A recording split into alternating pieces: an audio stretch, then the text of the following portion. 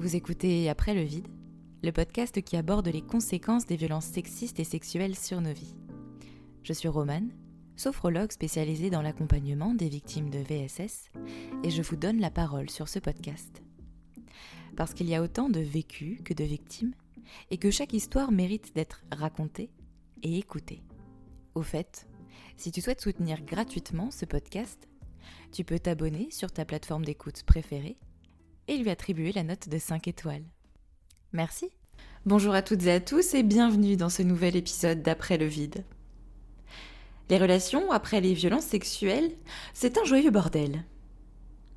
Genre, t'as déjà un trauma qui te pourrit la vie, et en bonus, t'attires des mecs chelous, comme un néon attirerait des moustiques.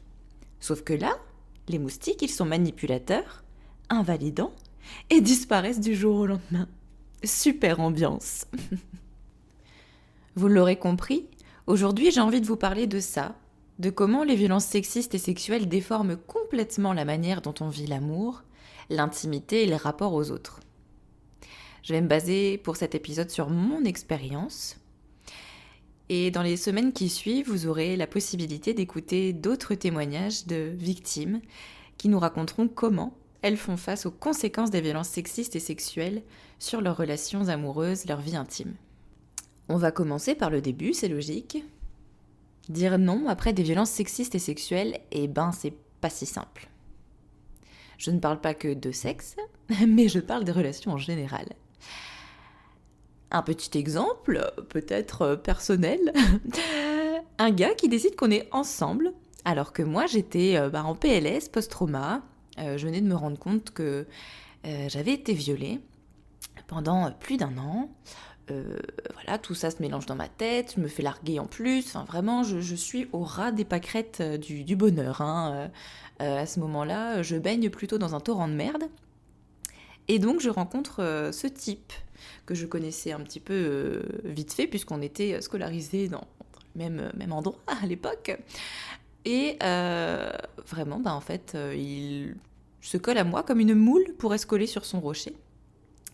Et il me dit que ça y est, lui, il va pouvoir me réparer, qu'il va prendre soin de moi, etc. Vraiment, donc en fait, il ne me laisse pas le choix.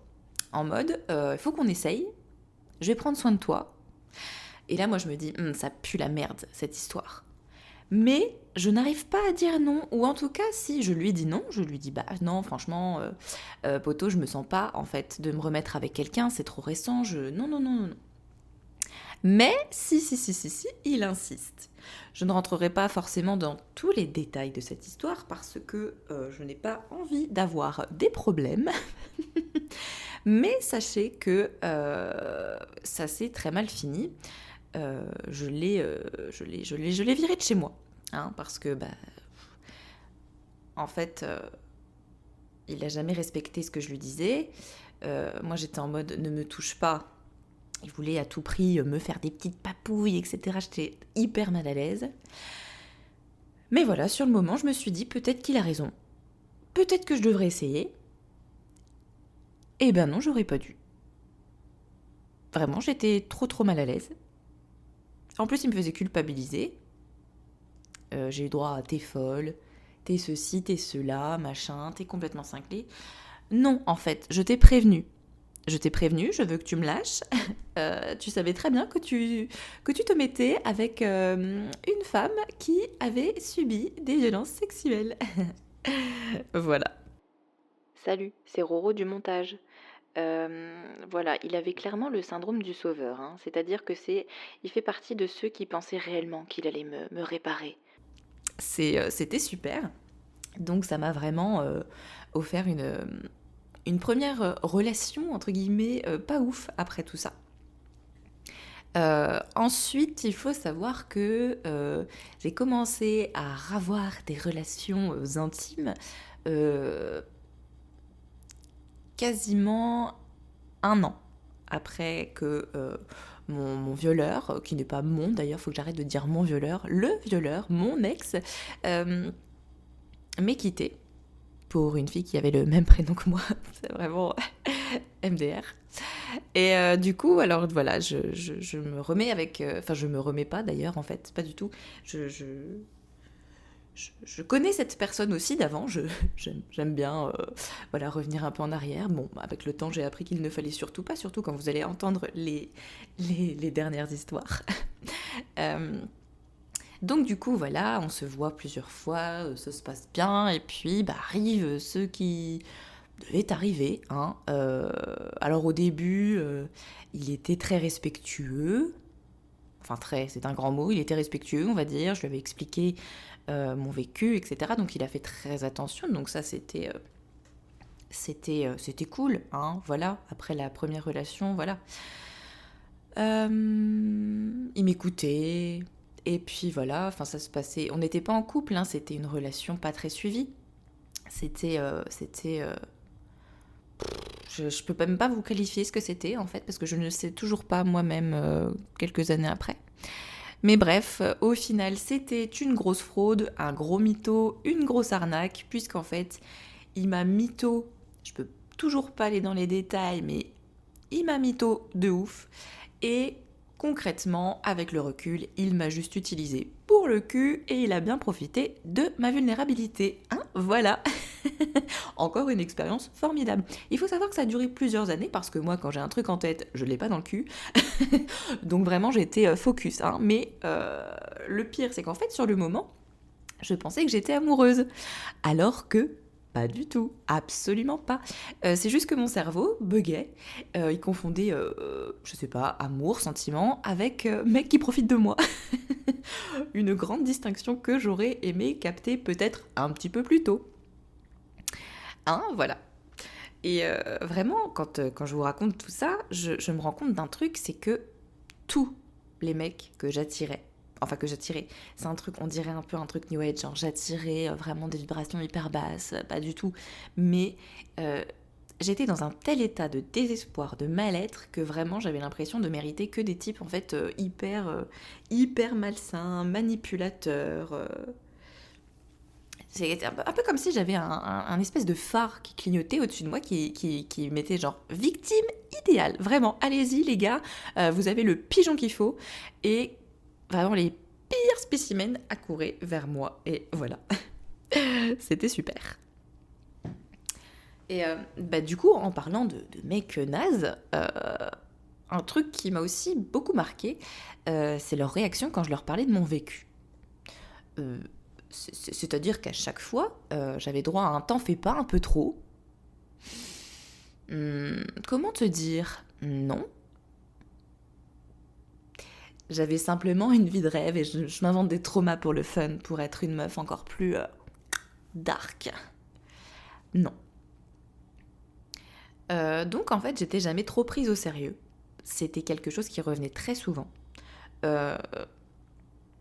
Je pense notamment à un type avec qui je suis restée pas très longtemps, mais ça recommençait à être des histoires un petit peu plus sérieuses, on va dire. Et bah, je lui avais dit, parce qu'en fait, moi, je n'ai jamais caché mon vécu. Il faut savoir que à tous les mecs que j'ai rencontrés, je leur ai toujours dit ce qui s'était passé pour que bah, justement ils puissent essayer de me comprendre peut-être un petit peu, mais ça c'est peut-être trop leur demander en fait, tout simplement. Je me rends compte avec l'expérience. Et du coup, vraiment, à chaque fois, les réactions c'était t'es sûr que t'en fais pas un peu trop? Ouais. Donc voilà, donc je lui dis ça et pareil, il a une réaction un peu ouais. Mais je fuis toujours pas à ce moment-là, je ne fuis pas parce qu'en fait je suis dans l'attente d'une validation. Je veux de l'attention sur moi, je veux croire que si c'est possible de retrouver quelqu'un et que je sais pas. Et ben non, en fait, hein, non, c'est pas quelqu'un comme ça qu'il me fallait, hein, clairement.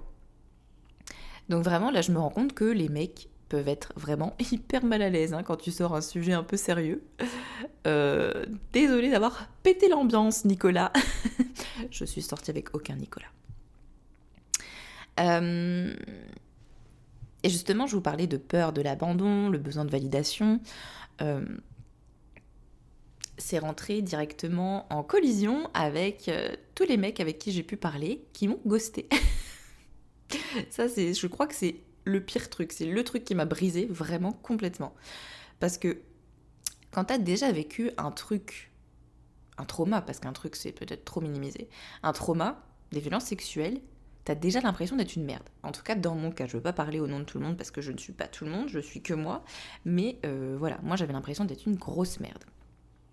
Et du coup, quand j'avais de l'attention, je commençais à avoir un peu de confiance, mais même pas en moi, parce que la confiance en moi, elle est venue beaucoup plus tard, hein, et elle n'a jamais dépendu d'un homme.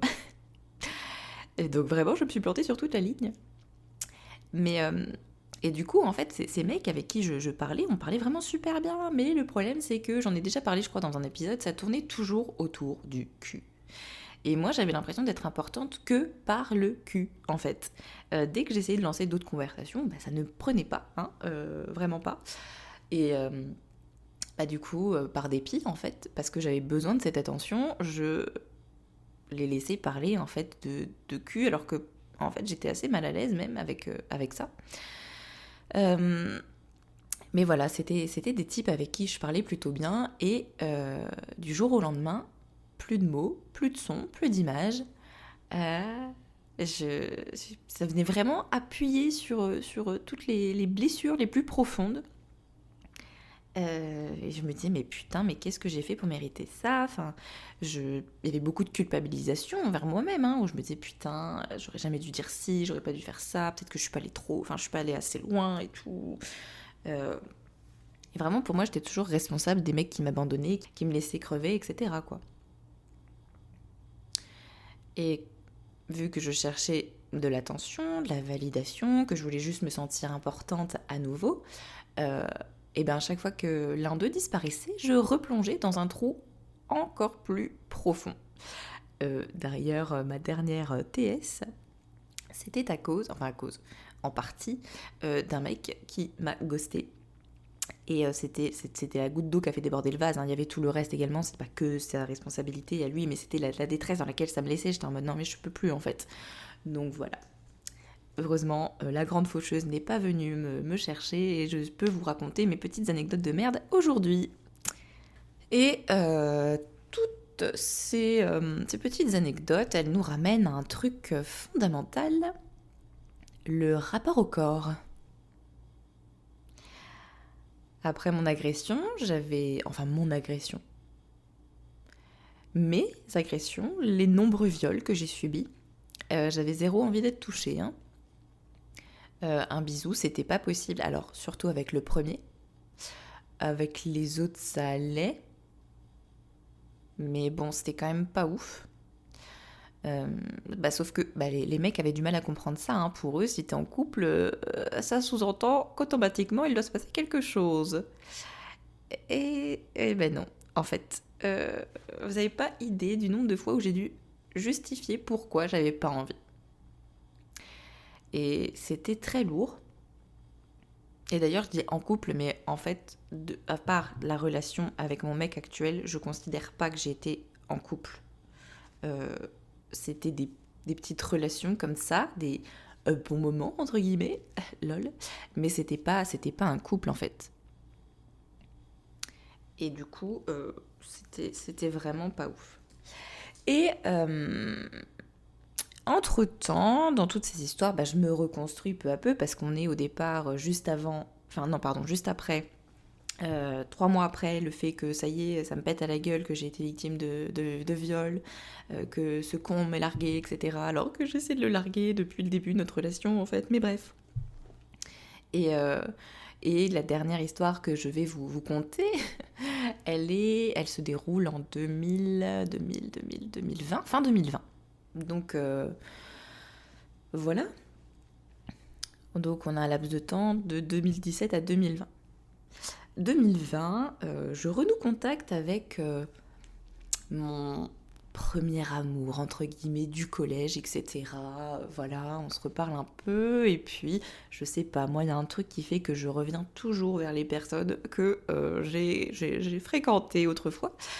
Et du coup, arrive pareil ce qui doit arriver. C'est pas une relation ouf, c'est toujours pas un couple. On se voit de temps en temps, c'est un peu space. Mais voilà, quand on se voit, c'est plutôt, on dirait, des potes, mais qui ont des relations intimes, je dirais. Bref, et Et bien malheureusement, suite à toutes ces petites conneries, je tombe enceinte. Tout de suite, je me dis, bah non, mais j'avorte, parce que j'étais déjà plus en contact avec lui. Ça n'a vraiment pas duré très très très longtemps, hein. C'était vraiment la faute à pas de chance. Et donc je tombe enceinte. C'est une grossesse extra-utérine. De toute façon, j'avais déjà prévu d'avorter. Mais là, c'est d'autant plus compliqué que bah, du coup, c'est une grossesse extra-utérine, que moi, mon rêve, ça a toujours été d'être maman. C'est encore la Roro du montage.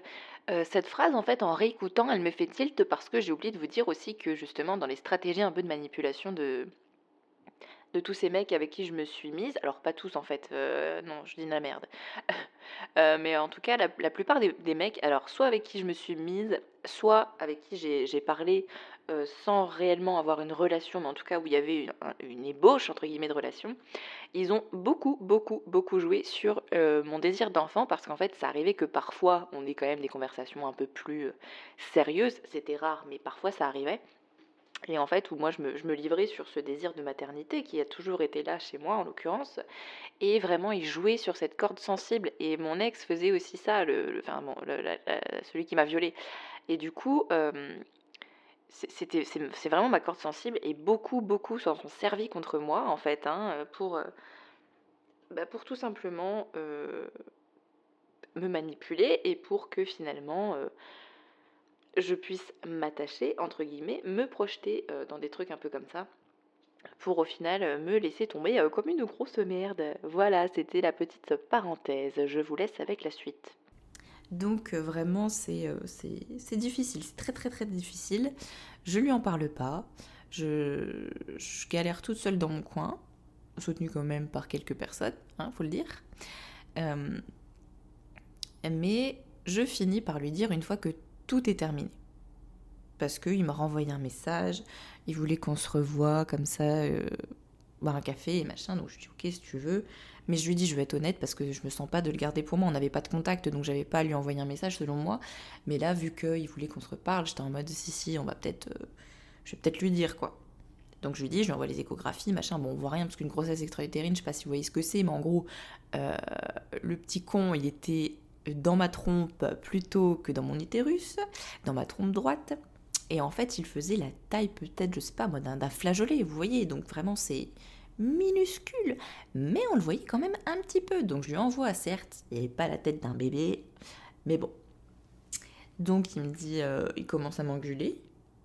J'avoue, j'ai pas trop de souvenirs en fait de ce qu'il m'a dit parce que je pense que c'était un tel trauma que mon cerveau il s'est dit genre, hop là, on oublie ma belle.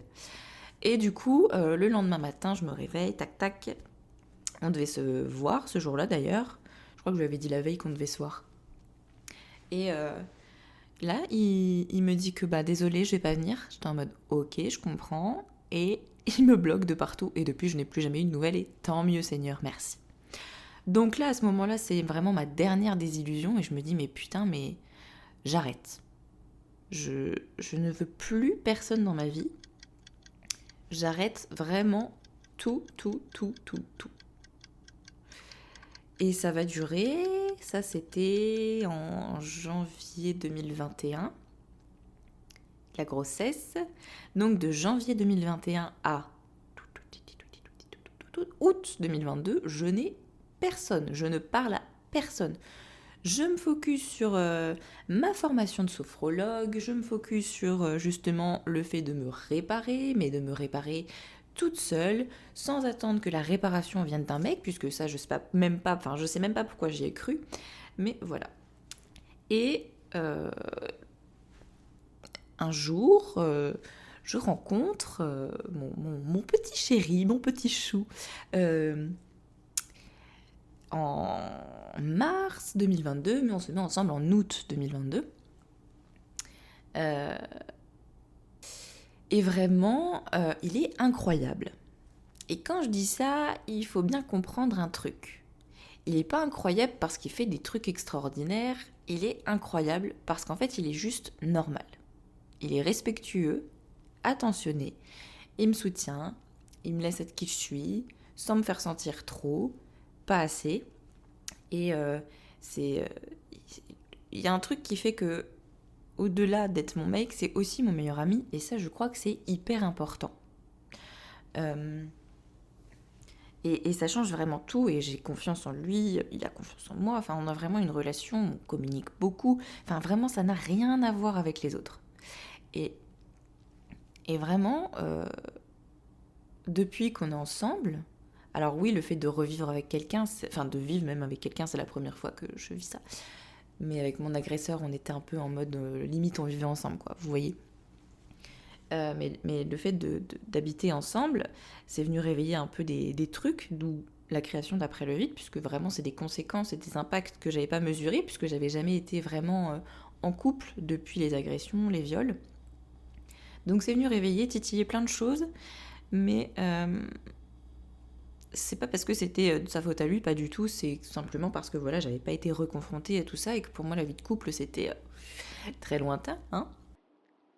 C'est encore la Romane du montage, parce que je me rends compte que j'ai oublié plein de choses, mais c'est certainement parce que j'avais plein de choses en tête. Oui, je voulais dire surtout que ma relation actuelle, elle m'a permis de vraiment m'apaiser. Je vois que je suis complètement différente d'avant, dans le sens où j'ai l'impression d'être redevenue moi-même. Alors c'est pas forcément que grâce à mon mec, mais c'est, je pense, les conditions dans lesquelles on vit, pardon. Le fait qu'il y ait cette confiance mutuelle, qu'on s'entende mais hyper bien, enfin on rigole tout le temps en fait. Y a pas un jour où on rigole pas, je crois. Euh, on est vraiment un soutien mutuel l'un pour l'autre. Et, et du coup, si j'avais pas eu cette base de sécurité, cette base de confiance, eh bien ça n'aurait pas pu aller, je pense, de toute façon. Je vois même mon rapport au corps, il a changé. Alors, c'est pas évident tous les jours, mais ça va quand même beaucoup mieux. Euh, Autant avant, je vous disais que les personnes avec qui j'étais, plus ou moins, ne pouvaient pas forcément me toucher, m'approcher. Avec lui, c'est complètement différent parce qu'en fait, comme j'ai confiance en lui, mes barrières, elles sont complètement tombées. Et je lui ai dit d'ailleurs au tout début où on était ensemble, c'est mais qu'est-ce que tu m'as fait? Puisque d'habitude, vraiment, on peut pas me toucher, quoi, on peut pas m'approcher. Après, je reste quand même pas quelqu'un de tactile de base, mais c'est vrai qu'avec lui, ça me dérange pas. Euh, et du coup, ça a vraiment participé grandement à l'apaisement que j'ai aujourd'hui. Et c'est pas grâce à lui particulièrement, mais c'est grâce à tout ce contexte, en fait. Mais voilà, en tout cas, aujourd'hui, je me rends compte que j'ai bien galéré avec des gros connards qui m'ont invalidé, manipulé, utilisé, ghosté.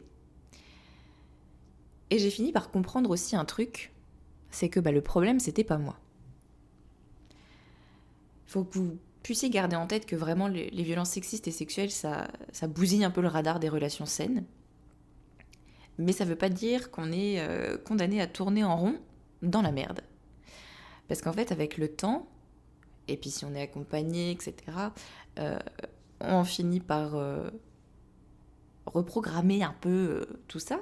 Alors même si je vous cache pas qu'il y a forcément des conséquences quand même, hein. Il y a des fois j'ai un peu moins confiance en lui parce que je vais me dire oh putain il va me tromper, oh putain il sort avec ses potes, est-ce que il y a des trucs qui vont se passer, enfin bref, il y a toujours un peu des pensées envahissantes, intrusives qui reviennent, mais dans la globalité ça va quand même beaucoup mieux. Et gardez en tête que c'est possible, que même si ça prend du temps c'est possible. Vraiment, j'en suis la preuve vivante, hein, vraiment en 2021, ouais, j'étais en mode plus jamais de la vie je retrouverai quelqu'un. Et si.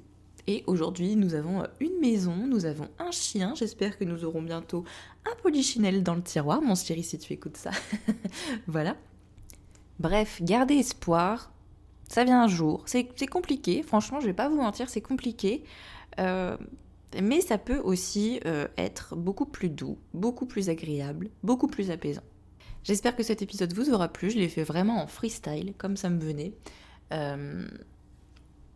Si vous avez des petites anecdotes à me raconter, n'hésitez pas à m'envoyer un message sur Instagram ou à commenter cet épisode d'ailleurs, parce que vous pouvez maintenant le faire sur Spotify. Je vous fais de gros bisous et je vous dis à bientôt pour le prochain épisode d'Après le vide. Et si toi aussi tu as envie de venir raconter ton histoire au micro du podcast, tu peux me contacter directement sur le compte Instagram d'Après le vide ou m'envoyer un mail à l'adresse qu'il y a juste dans la barre d'infos. À bientôt pour le prochain épisode d'Après le vide.